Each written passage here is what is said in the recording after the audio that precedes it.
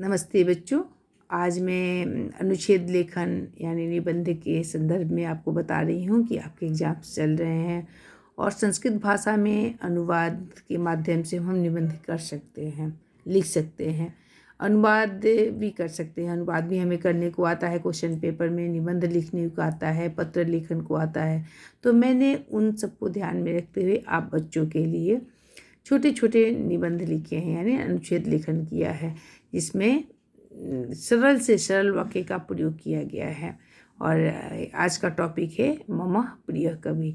आते तो अनेक टॉपिक पर, जैसे गंगा नदी, भारतवर्षम, स्वतंत्रता दिवस, गणतंत्र दिवस, रक्षाबंधन, इस तरह से संस्कृत भाषा या महत्वम, परोपकाराय।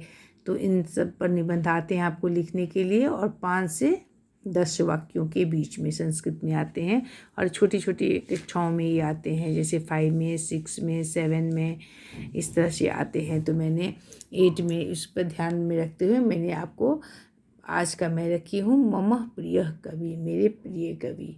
तो ये मम जो शब्द है ये अस्मत् शब्द रूप षष्ठी विभक्ति एक वचन है। मेरे प्रिय कवि कालिदास हैं। तो अगर हम इसको हिंदी में ट्रांसलेट करेंगे तो देखिए मम प्रिय कवि कालिदास अस्ति, ऐसे भी लिख सकते हैं। तो मैं इस तरह से बनाई हूँ थोड़ा आप बच्चों के लिए सहजता के लिए। कालिदास मम प्रिय कवि अस्ति, कालिदास मेरे प्रिय कवि हैं।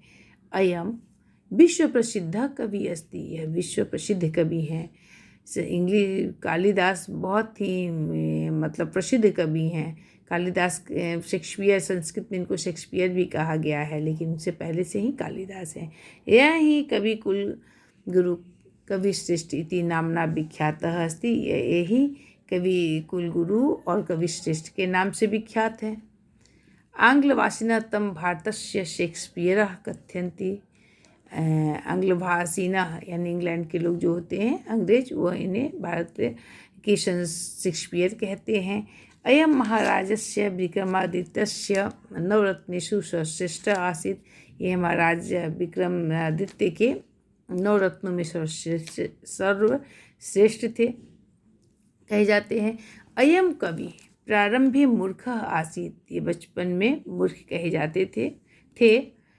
छलेन च अस्य विवाह राजकन्याया श अभवत्, और छल से इनका विवाह राजकन्या के साथ हुआ। पश्चात काले दिव्या उपासनाया अयम विद्वान संजात, और फिर बाद में यह उपासना करके बहुत महान बन गए। और बच्चे ये आपके लिए छोटे वाक्यों में मुझे बताना था, इसलिए मैंने छोटे वाक्यों में आपको बताया। धन्यवाद बच्चों। आप इनकी जगह और भी कवि को लिख सकते हैं, तुलसीदास वगैरह को लिख सकते हैं, बहुत सारे हैं, भास हैं, संस्कृत के तो बहुत सारे विद्वान हैं, उनके विषय में लिख सकते हैं। प्रेमचंद हिंदी में है, जिनको चाहें आप लिख सकते हैं, अपनी भाषा में भी डाल सकते हैं।